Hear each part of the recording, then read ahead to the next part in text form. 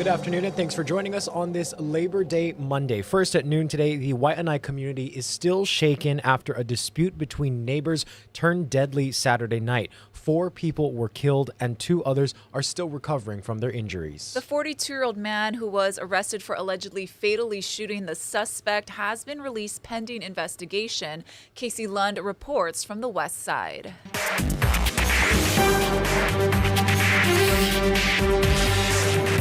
Aloha from Waianae.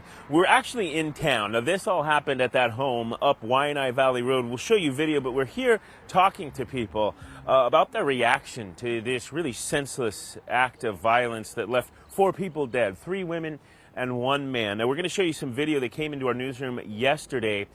We want to warn you, this is difficult to watch. It's the moments after police say multiple 911 calls came in to dispatch. They say residents were calling, reporting that a man was driving a front end loader in the neighborhood, pushing cars into a home.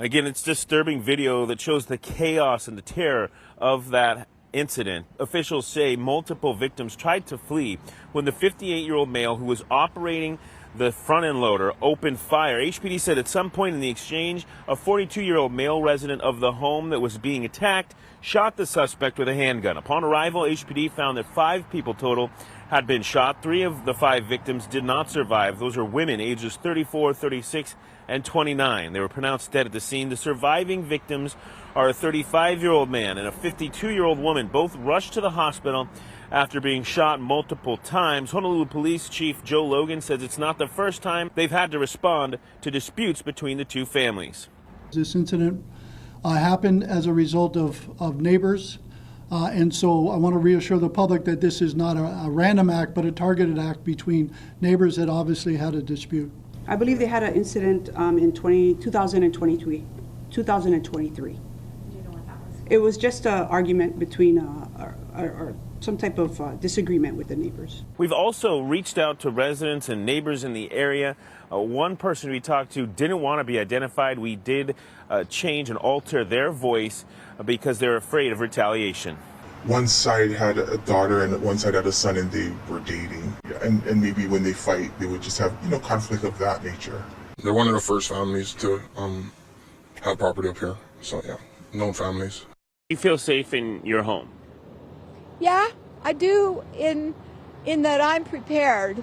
I got a bat at one door and a bat at the other door.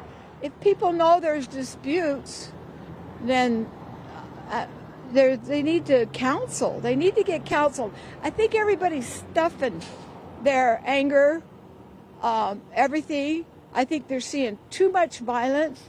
Police discovered the front end loader was carrying 4 55-gallon drums containing some kind of unknown fuel, and say some witnesses reported they saw the suspect shoot rounds into those drums. Police say the 42-year-old man who shot the suspect was arrested for second-degree murder. In a statement, Honolulu Mayor Rick Blangiardi said in part this incident involving neighbors has shaken our community to its core and is a painful reminder of the violence that has impacted Waianae too often in recent weeks. My heart goes out to the victims, their families, and all those who are grieving the wake of this senseless tragedy. Along with Honolulu's mayor, council member, the woman who represents this area, Andrea Tupola, says that she's prepared to offer services to everyone involved. She says those will be needed in the weeks to come as those families try to heal. Again, we're still trying to get more details about how this all unfolded, what necessarily happened between those 2 parties that led to such a tragic incident. We'll keep you updated as we learn more. Reporting in Waianae, I'm Casey Lund for Hawaii News Now. New today, HFD rescued 1 person who was trapped in a car following a crash in Wahiawa. This happened near Wilikina Drive and Kaukonahua Road. We're told the call came in around 8:10 last night. Crews responded to a two-vehicle accident with one person trapped in their vehicle. Hydraulic tools were used to rescue that person. EMS tells us they treated a 31-year-old man. He was taken to the hospital in serious condition. 2 other people involved in the crash refused further treatment. And a 19-year-old motorcyclist is in critical condition today after he fell off of his bike and was then hit by a car. This crash happened on the H1 in the Waianae area around 12:30 Sunday morning. The 19-year-old was traveling eastbound on the freeway when he rear-ended another 23-year-old motorcyclist, causing them both to be ejected onto the roadway. He was then hit by a car. We're told that the driver briefly stopped and then drove away without rendering aid. The 19-year-old was taken to the hospital in critical condition, while the 23-year-old was hospitalized in good condition.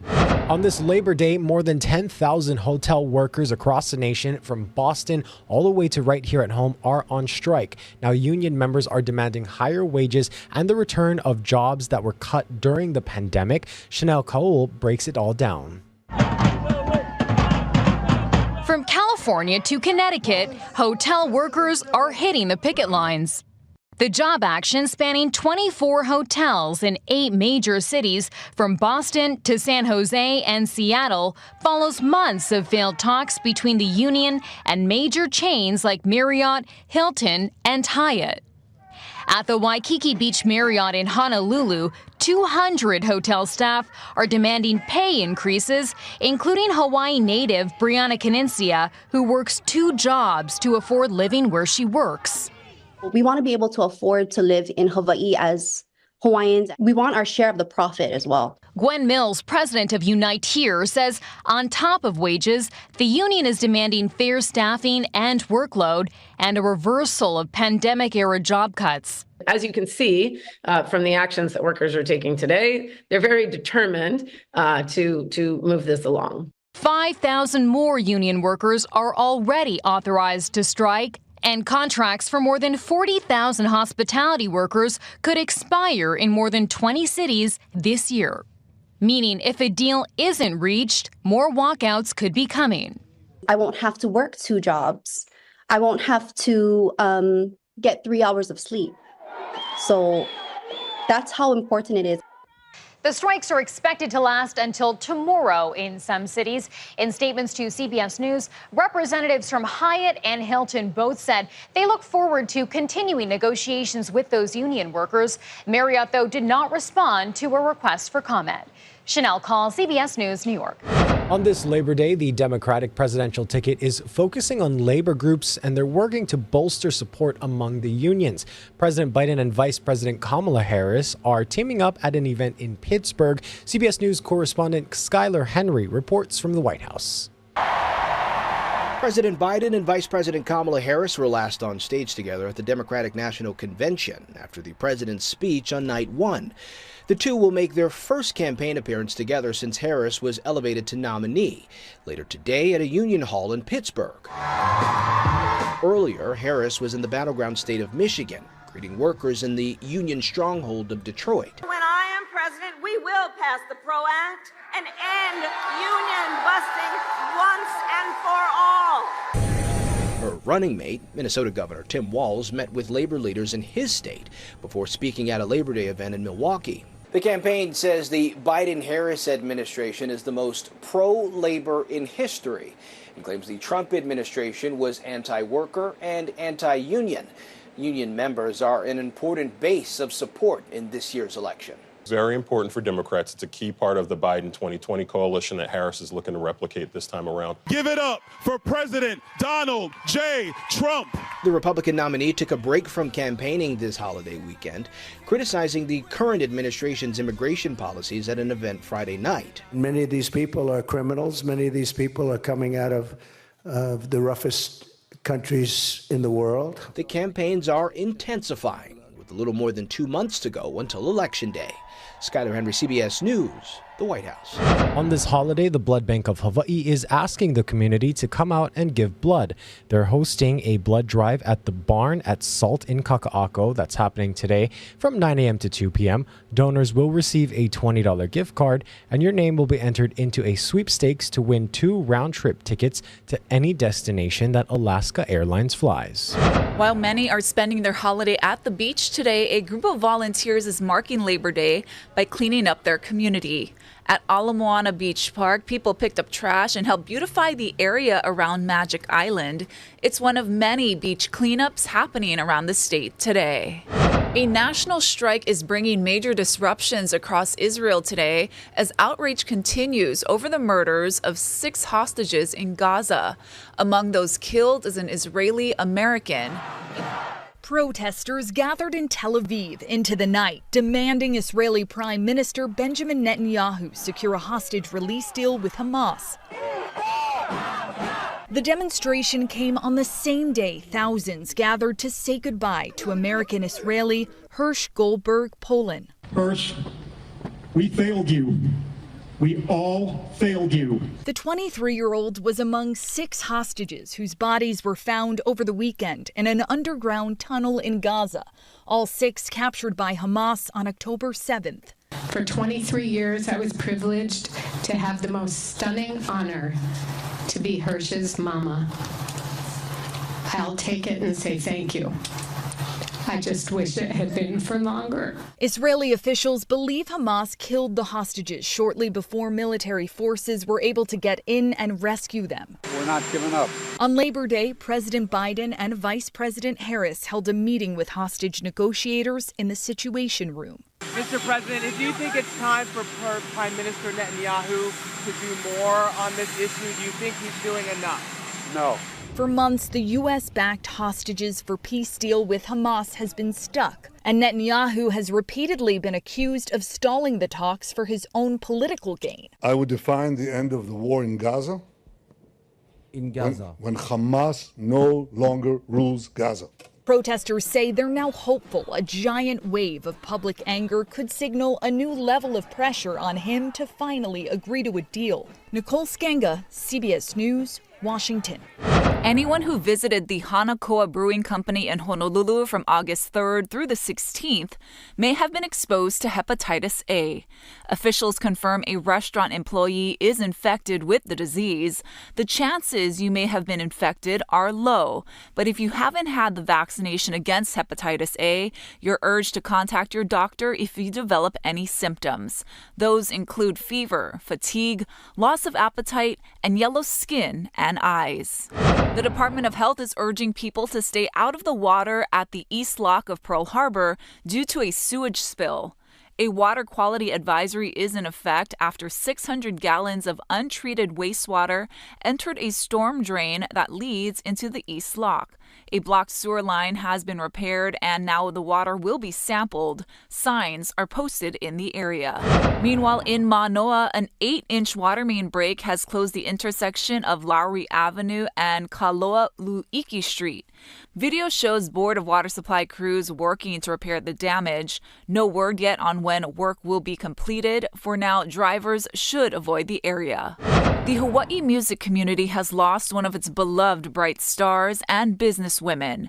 Award-winning Hawaii recording artist Teresa Bright passed away at the age of 64.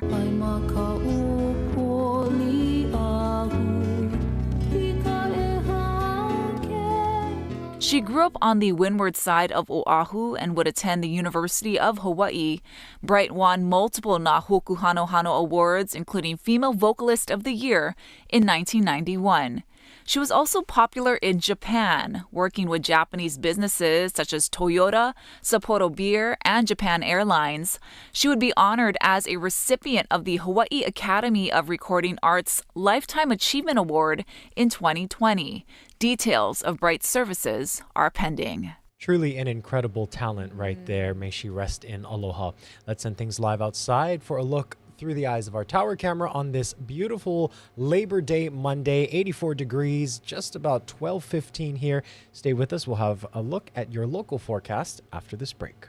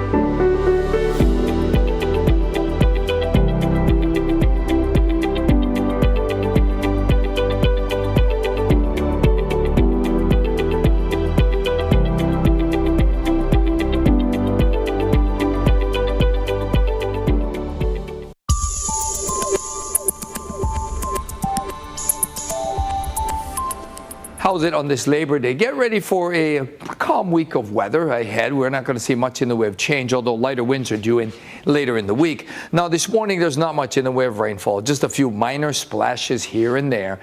And these winds are running slow, but as the day progresses, the winds will pick up to breezy levels. That's going to help with the heat and the humidity. Later in the week, with the lighter winds, starting from, say, Wednesday on, it's going to be quite sticky. So it's going to be a beautiful day today. Afternoon sunshine is going to drive temperatures into the upper 80s. It's going to be a warm one, maybe 89 in Honolulu, maybe even warmer for some leeward spots. Now, the surf's going to be rather small. Basically, for the rest of the week, we could see a minor, some minor south swells coming in, and the east shore swells will be dropping as those winds drop.